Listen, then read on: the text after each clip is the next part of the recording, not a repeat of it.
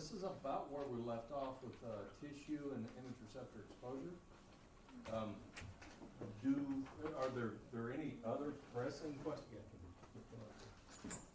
This thing keeps kind of moving over and I keep stacking stuff back in there. I have a hard time with the lights. Do we have any other pressing questions before we move on? We're going to talk a little bit about spatial resolution as well. I kind of do a little demonstration of spatial resolution because there's a quote that I wanted to bring your attention to. One of Bushong's penguins.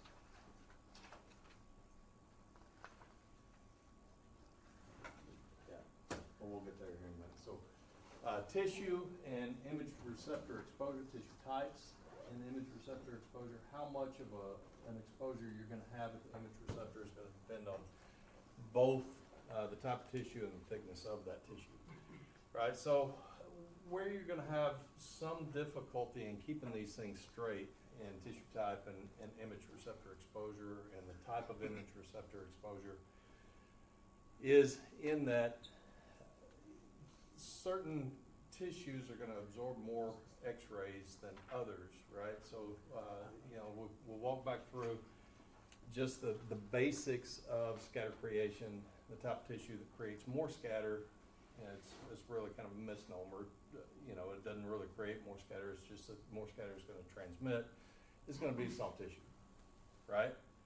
So when I say creates more scatter, that's what I'm referring to. Is it doesn't really create that much more scatter than anything else, really. It's just that more is going to transmit. So just keep that in mind.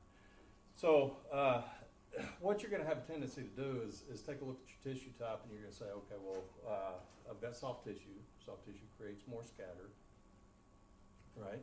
Scatter gives us unwanted exposure on the image receptor, right? Therefore, more tissue creates more scatter that's going to give us more unintended exposure at the image receptor. Right, so the logic behind that is sound, except for the fact that you've got to keep in mind that as you expose tissue, in any type of tissue, you're going to have those interactions. So you're going to have scatter creation, you're going to have transmission, and you're going to have absorption. The thicker the tissue gets, then the more scatter eventually becomes photoelectric absorption, does not exit the patient, strike the image receptor. So your image receptor exposure decreases, all right? So don't make that leap from, a little bit of tissue, a little bit of scatter, a little bit of unwanted density on the image receptor to a lot of tissue, a lot of scatter, a lot of unwanted exposure to the image receptor. That's true only in context of if you increase your technique, which you should. As the thickness of the tissue increases, you should increase your technique. So with that in mind, so thickness is, we're going to have increased patient absorption. Some of those are going to be scattered interactions that become photoelectric absorption. Remember, your patient dose is always going to be highest with total absorption, right? So as patient thickness goes up, our dose goes up because of the scatter, but also because of the eventual photoelectric absorption. So decreased transmission, decreased image receptor interaction. So we have an inverse proportionality there. And what we need to do now, is to increase our mass. All right, so I'm going to say this for a couple of years until finally the profession catches up with the logic behind KVP. We should be increasing KVP instead of mass. Yeah, that's my personal opinion, which is right. All right. So we need, but for testing purposes all the way through the registry to compensate for increase in tissue thickness, increased mass. Remember, I'm not trying to get y'all ready for my tests specifically, but eventually for the registry. So mass is what you need to increase. So then we've got tissue density. So with tissue density, changing tissue density, now we're going from soft tissue to bone. We're going to have increased patient absorption. decreased transmission, again inversely proportional, decreased image receptor interaction, inversely proportional. And in most cases, mass is enough to compensate.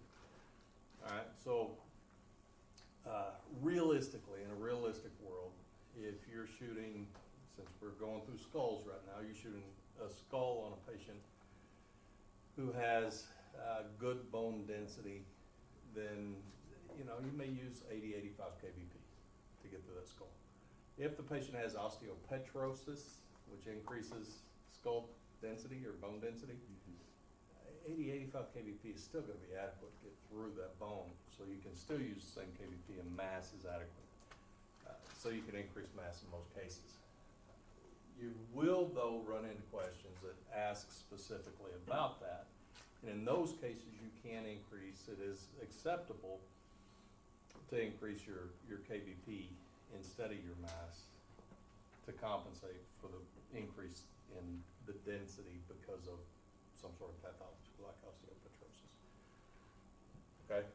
So the only difference, I mean, everything as far as what we do, as far as increasing density, increasing thickness is the same. Only thing that changes is the scatter in the soft tissue versus the absorption in the density.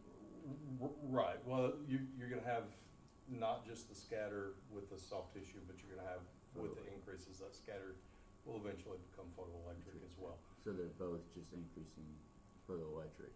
Right. Yeah. You're losing photons at the image receptor, so you have to re-add the photons. And in most cases, that's going to be your Mass. Your mass, right? Yeah.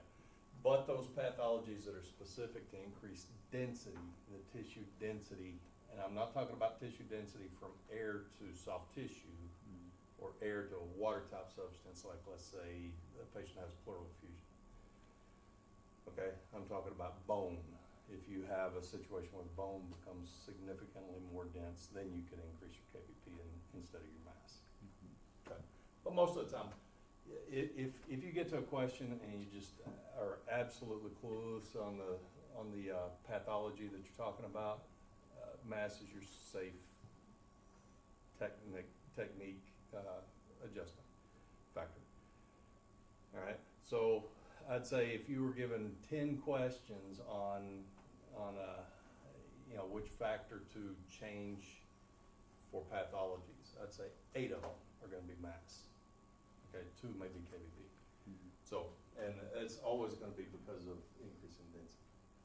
Okay, so tissue, and that bleeds into this, is the atomic number. What's going on with the atomic number? So if you go back to the chart earlier in Bushong's, I think it was in the last chapter we covered, it shows the relative atomic numbers of air versus soft tissue versus bone. And it's the relative atomic number is what we refer to as Z effective. It's an effective atomic number because of all the chemistry that's in there. So the difference between air and soft tissue is really not a whole lot. So really the difference between those two is not really the atomic number, but the concentration of those molecules. So it seems like both of them, the relative atomic number is 7 point something. So they're very, very close.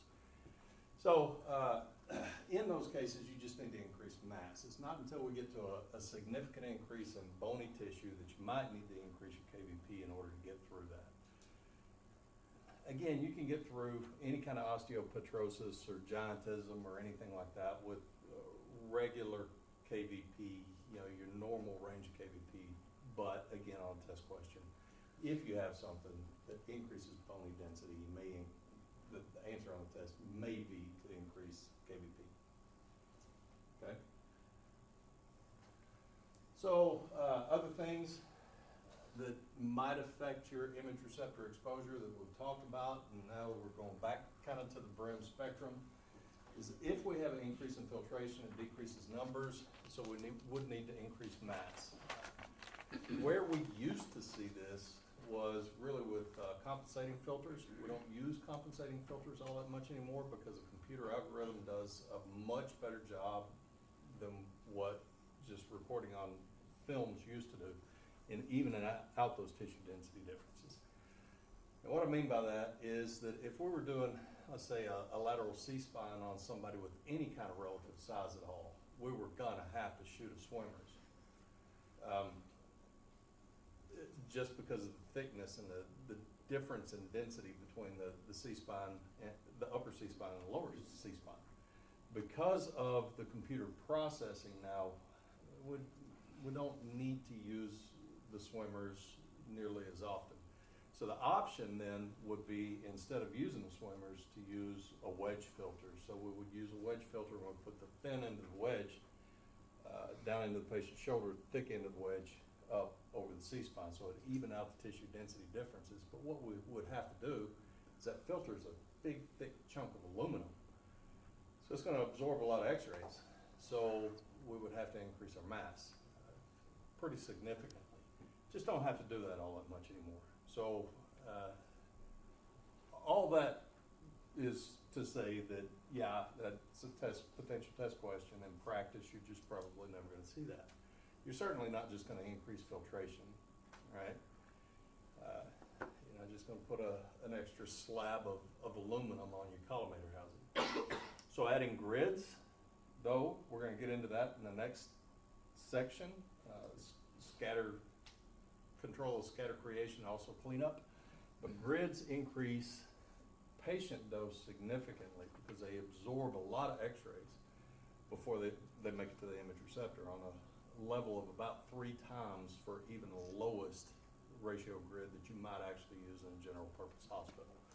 In specialty hospitals or in specialty clinics where they need to reduce patient dose, but they still need to use a grid, that might be a little bit lower. But in a hospital, most of your hospitals, you're gonna have to increase your technique by a factor of at least 3 times, maybe 4 times if you add a grid.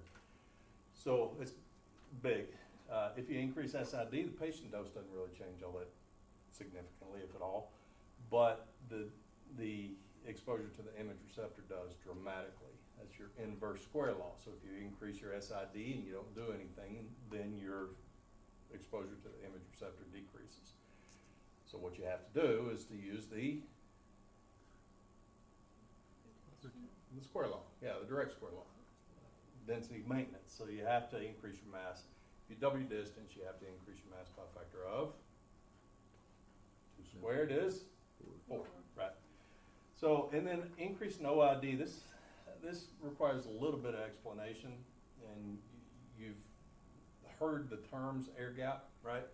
So what we have with air gap is that if we may have used this demonstration already once, but if we're shooting a lateral C-spine, right, and we have scatter radiation that comes off at a steep angulation, it may miss the image receptor. So we lose some scatter radiation. The scatter is an unwanted exposure, but it's still exposure. It goes into that computer algorithm to determine whether or not we used the right amount of radiation. So if we lose some of that, then we have to reintroduce that, and again, increase in mass. So again, we lose exposure, then our technical factor that we prefer to use to reintroduce those is mass.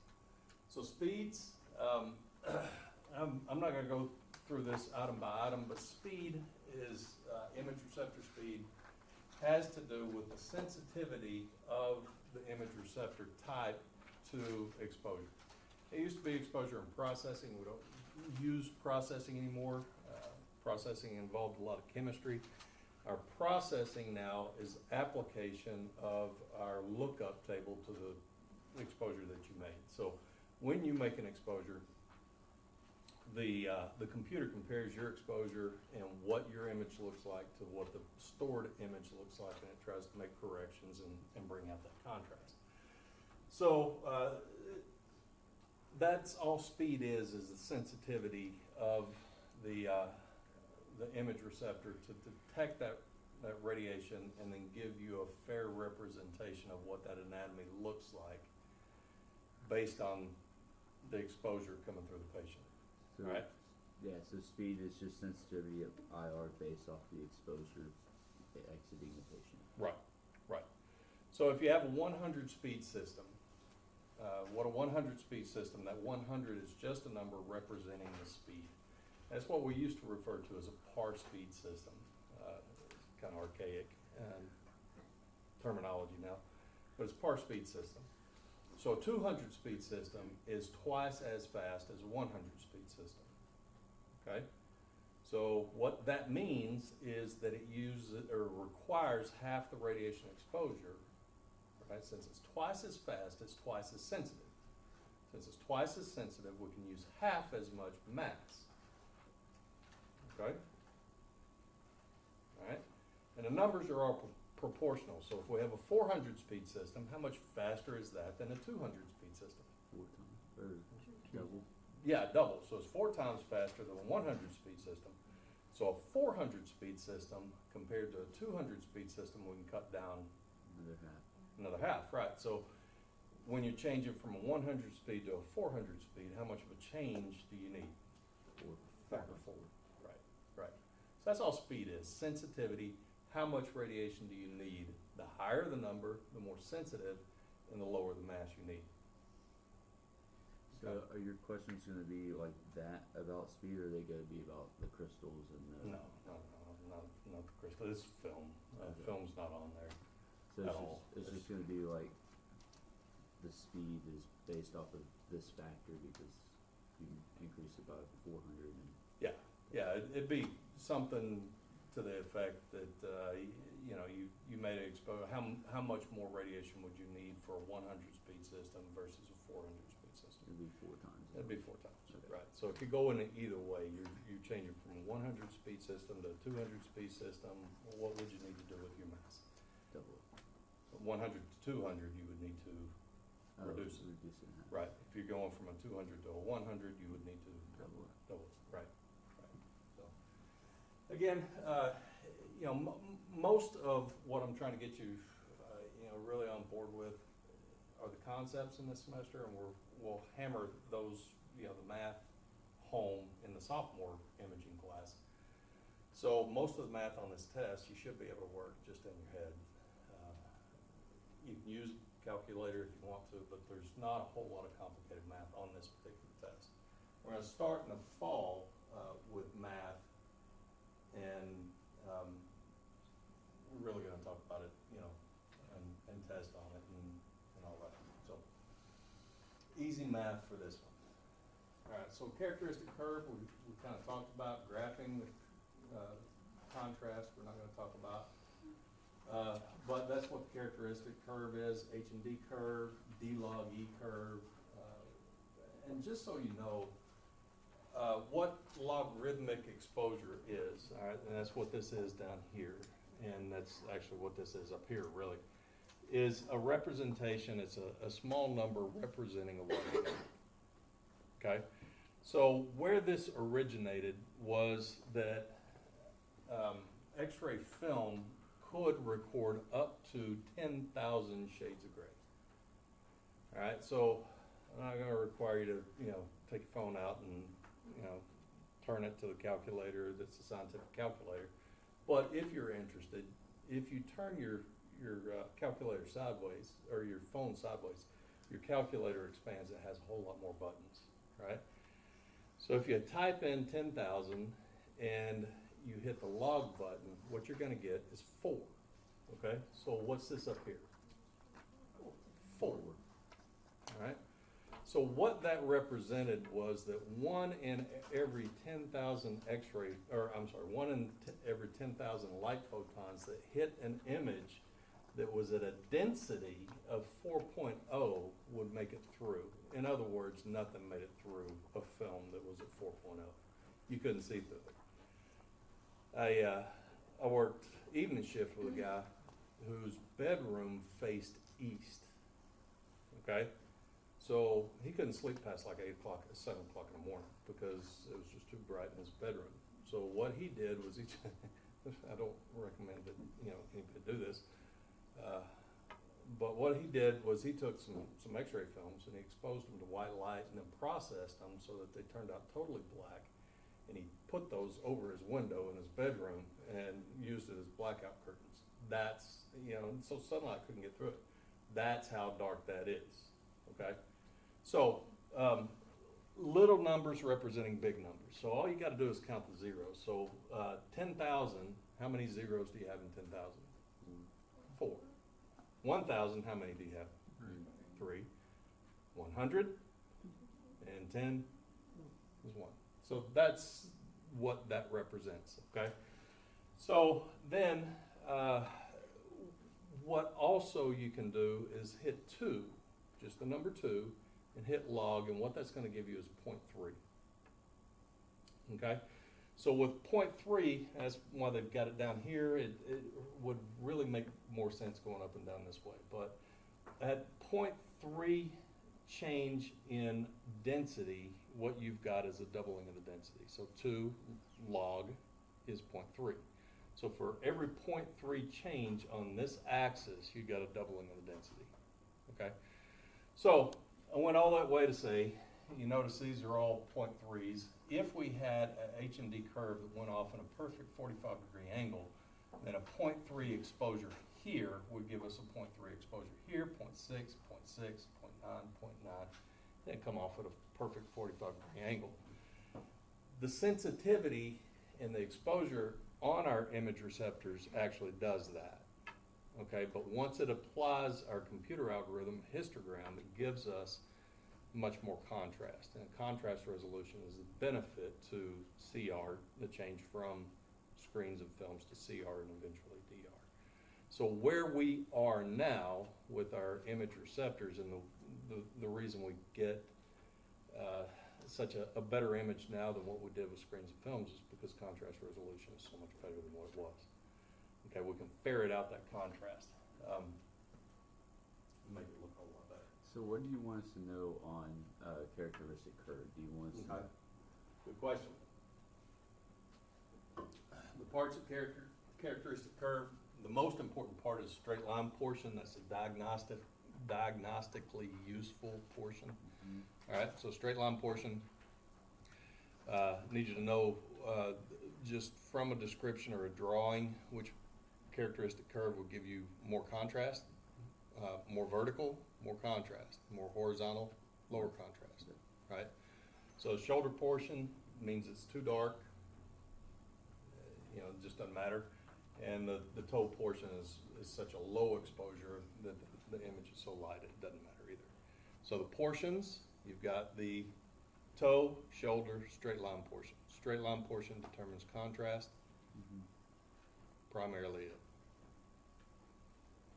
And those represent our H&D curve now. Or I'm sorry, our computer algorithm. Wait, you said the more vertical line represents The, higher contrast? the more vertical, the higher the contrast. Yeah. So that was a high contrast. High contrast is vertical. That's what that was. Yeah, yeah, as opposed to one that would be like that. Yeah. Yep.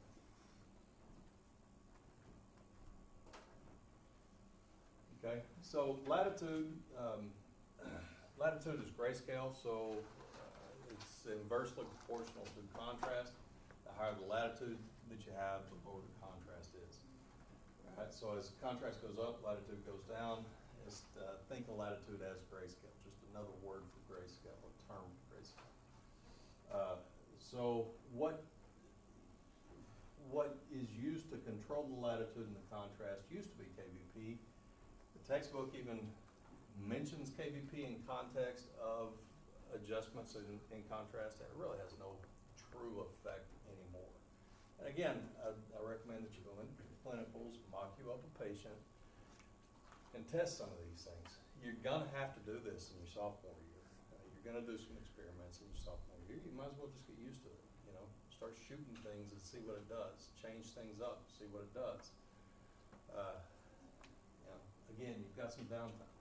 So latitude goes along with grayscale, and it's inversely proportional to contrast. Contrast is a difference in black and white. So contrast resolution, contrast just means difference, all right? So the high contrast would be the ability to record minute differences in density. So where you have obvious differences, you have high contrast. Where you have Non-obvious differences, you've got low contrast. So think of your hands. Again, extremity work. You got bone and not bone. High contrast. And then in your abdomen, you've got psoas muscles, and you've got kidneys, and you've got inferior border of the liver, and you've got spleen, and you've got pancreas. What's common among all those? What type of organs are they? What's that? Kind of dense. Kind of dense, but they're all soft tissue, right? So when's the last time you saw a spleen on the x-ray? Like never, somebody said. You're absolutely right. I have not either. So, low contrast. High contrast would be, obvious differences. If you're seeing a spleen, then either you've got a very, very asthenic patient and a really good computer algorithm, or you're just not seeing spleen, right? Low contrast, you can't make out of the difference between the tissue types. High contrast, you can. So it's a product of image receptor and your computer algorithm and subject contrast. So if you don't have any subject contrast, you're just shooting a bottle of water or a tub of water, you have no contrast. You've got water and not water, right? So if you collimate down to just inside the water, all you've got is water, right? So you have no contrast whatsoever. You drop a bone in there, and what do you have now? Contrast. You've got bone and not bone. You've got contrast, right? So subject contrast plays a bigger part in the formulation of our contrast now than what KVP does. KVP might have a marginal effect if you shoot something with very, very low KVP and shoot the same thing adjusting for mass with very high KVP, you might be able to see some sort of difference in contrast. But it's not as significant as what, Bushong says that KVP controls contrast, so it really does not. All right, so image receptor contrast, that's mainly your lookup table. Subject contrast is all the things that we've talked about already. That is thickness, the density, and the atomic number of the tissue that we're shooting. So there's a difference in contrast. We've got low contrast, balanced, and we've got high contrast. Low contrast, can you see everything? Yeah, but it's not visually pleasing, right? As if that sofa was ever going to be visually pleasing, no matter what kind of contrast we had on it. But it's not. It's just kind of gray. It's like, okay, I can see it, but was that shot in a dark room, with a bad flash? And then you've got good contrast, and then that over there just, looks almost like something out of a horror movie. Question. Yeah. So would you say that the low contrast the latitude would be the greatest out of all three of them, or would it be the balanced? No. Okay. Latitude and grayscale go together. So Right. where we've got a high grayscale, we've got high latitude over here too. Latitude sounds like a good thing, but it's really kind of not. Okay. Okay.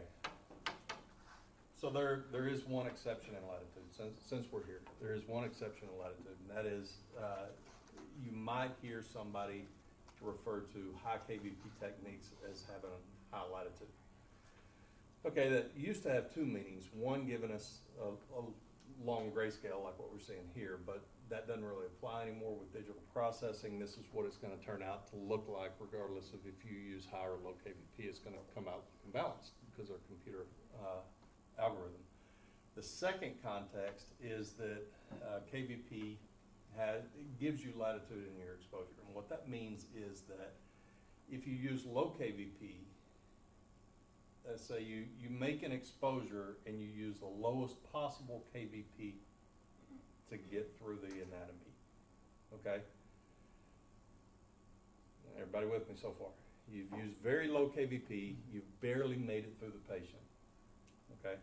So what if your machine isn't calibrated right and you set that KVP, but you're not really getting that KVP, you're getting a lower KVP? Then what do you get on your image receptor? Not much. Nothing. You get no exposure, right? So now let's reverse that. Let's say we're using a high KVP and your machine's not calibrated right and it's off by 2 or 3 KVP on the upper end. Is that going to make any difference? The answer is no. No. it penetrated before, it's gonna penetrate now, right? As opposed to that lower end, if it barely penetrated and you dropped your KVP just a little bit, it's not gonna penetrate. So in that context, KVP still has a place in latitude, but in as much as giving us contrast, it does not. So latitude, in that context, goes along with grayscale. High latitude, long grayscale. Okay? All right, so just more of the same with, this is what you refer to as a step wedge with low KVP. You notice you've got, you lose difference in contrast right about here, right, at 40 kVp, but with 100 kVp you can see difference all the way across. So what that did in the past was it gave us a longer grayscale. This is all handled with a computer algorithm now. So it's, in as much as the contrast resolution, explanation, visualization, contrast resolution, this is still applicable. It's just that KVP doesn't control that anymore. What controls it is your lookup table. You hit a button for a chest x-ray, and it looks like a chest x-ray because it applies the proper computer algorithm to give you the contrast and the density of chest x-ray. You hit a hand, and that's what it's gonna give you, is high contrast. You hit a hand and shoot a chest x-ray, and what are you gonna get? Just really low contrast. You're gonna get very high contrast. Yeah, a lot of penetration. Or Yeah. a lot of absorption. Yeah, a lot of absorption. You're gonna get a lot of absorption. You're gonna, and the computer algorithm that is going to be applied is going to try to give you the appearance of a hand, which again is bone and not bone, as opposed to in a chest x-ray you've got soft tissue organs, you've got air, you've got bone, you've got a lot of different things that you have to kind of, you know, some things you want to draw out the contrast, some things you do not on chest x-ray. So manipulating contrast now is just your lookup table. Make sure you use the right one, but also, you know, the technique does play a part. KVP may be in the extremes, mass may be in the extremes, but the major thing that manipulates your contrast is your lookup table. So make sure you use the proper lookup table. The only other things that we have to talk about are you know, in manipulating contrast, optimizing visibility of recorded detail, is to always use the proper KVP. Maybe not necessarily always the highest, but we can use a higher KVP. The benefit to the patient in DR is we can use a higher KVP and it doesn't affect our contrast. So we use that higher KVP, doesn't affect our contrast. We might create more scatter radiation in thicker tissue. We can absorb some of that with grid use, and then also beam restriction, which I'm going to harp on in the next section.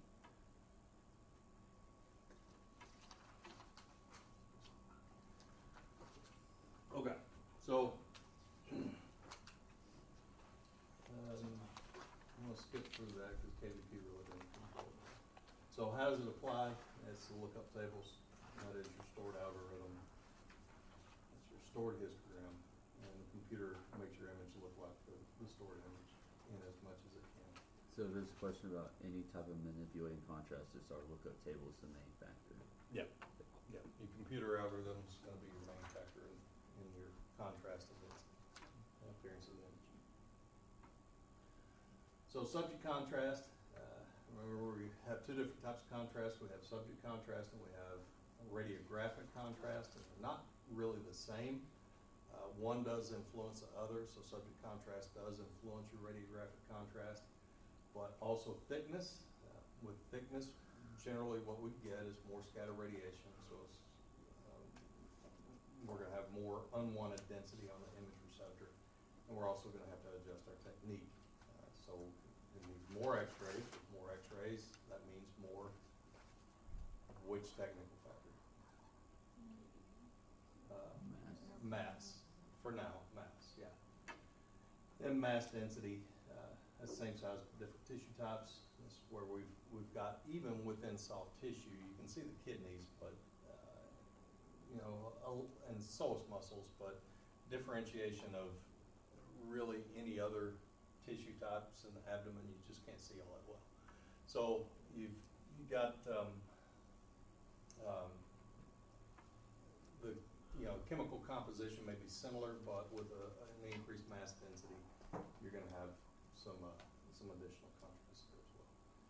That's your effective atomic number, which we've talked about. Let's see, object shape. We talked a little bit about. So with object shape, we want to put the object,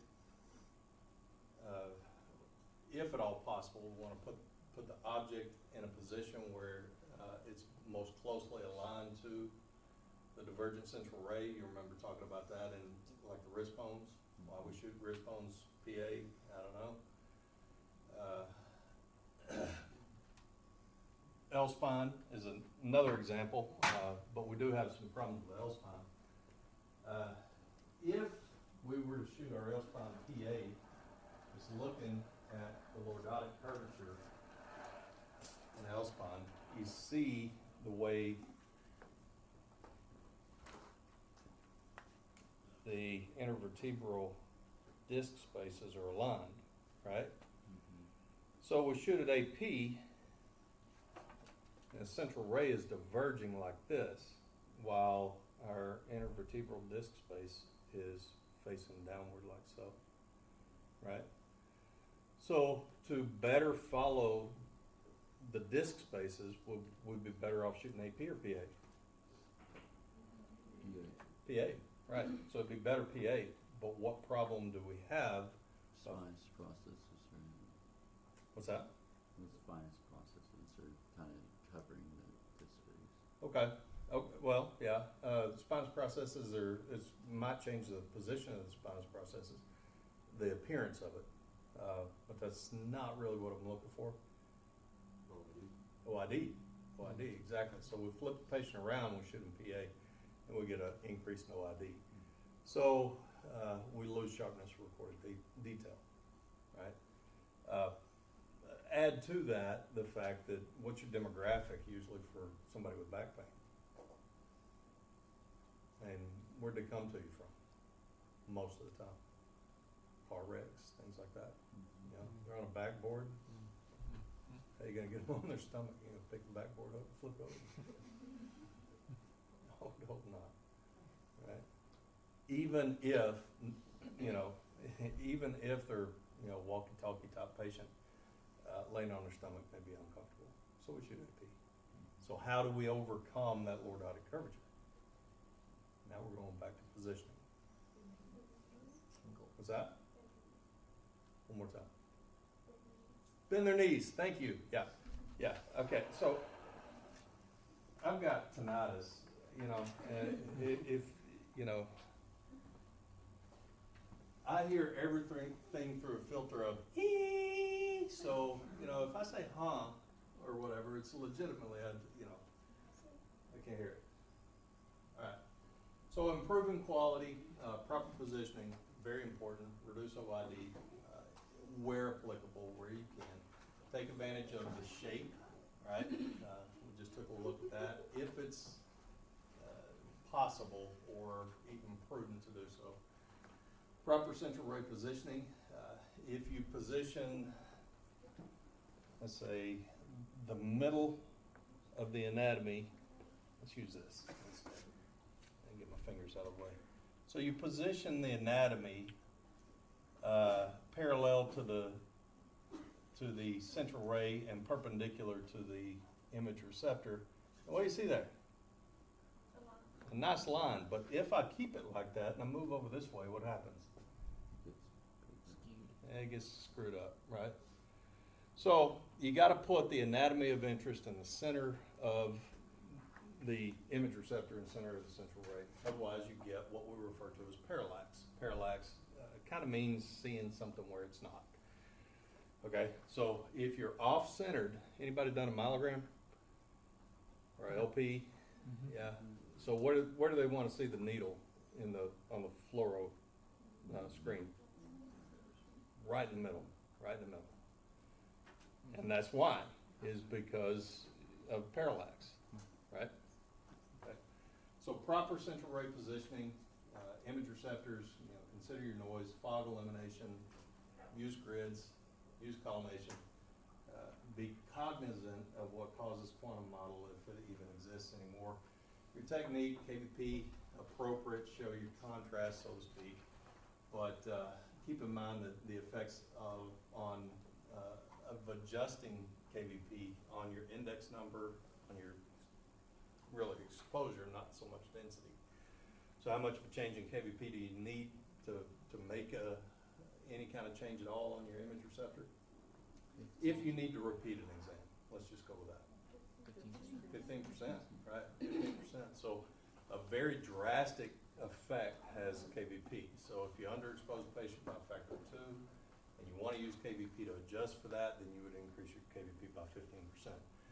So mass, though, there's a couple of things with mass. That is reciprocity, which we walked through in the last section, the last test. That is, if we have a situation where the patient can't be still, we would want to increase our MA, decrease the time. We could also use KVP in that scenario, increase your KVP and reduce your mass using a reduction in time to reduce your mass, right?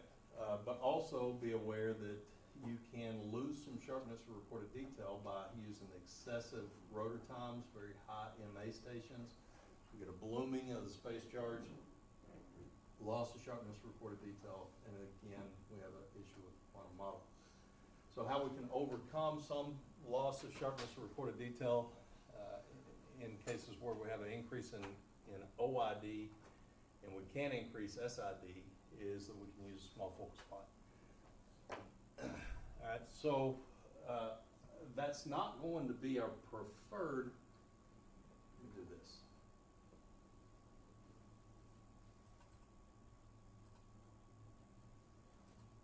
It's still going to give me something there. Do this.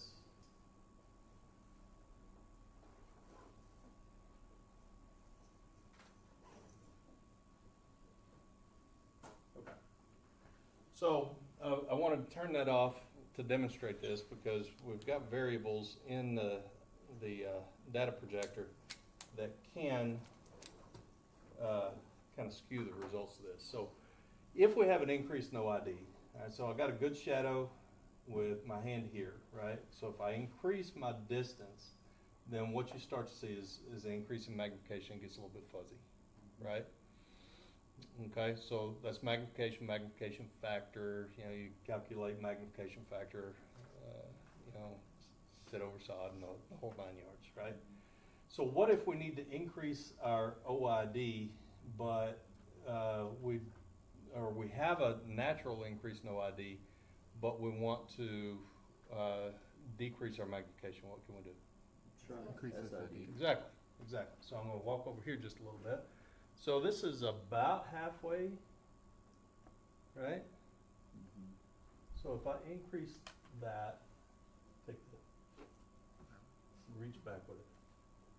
Now Oh it's yeah, no, trying you gotta put me in an epileptic fit. Okay. There you go. All right. So what happened? We got better. It got better. Yeah. It got smaller. It got sharper. Right. Even if you can't really tell, it got sharper. It got sharper. Okay. So we increase our OID. So what if we can't increase, or we increase our SID because we increase our OID? So what if we can't increase our OID? What if we can't increase our SID? Focal spot. Focal spot size. Right. So remember last semester, and I think in the last section we talked about the different modalities that utilize an increase in OID without increase in SID, and we call that macro radiography. And their tubes, what they used was a fractional focal spot, a very small focal spot to reintroduce that sharpness to reported detail. Mm-hmm. Right? So focal spot size selection, use the appropriate focal spot. You're shooting a KUB, there's never a reason to use small focal spot on KUB. Contrast resolution is just not going to be there enough to make the increase in spatial resolution stand out, right? So it's just not a reason to do so. Then your cell selection is going to drive, that's your photocell selection, your radiation detector selection, Make sure you use the right selection, the right combination, and then position the anatomy directly over it. If you misposition, and say KUB, you're shooting and you off-center the patient for KUB, and the spine's not directly over that photocell, the anatomy of interest isn't directly over the photocell, you're not gonna get the right exposure to the image receptor. It's not gonna be ideal image. Okay. So, any questions?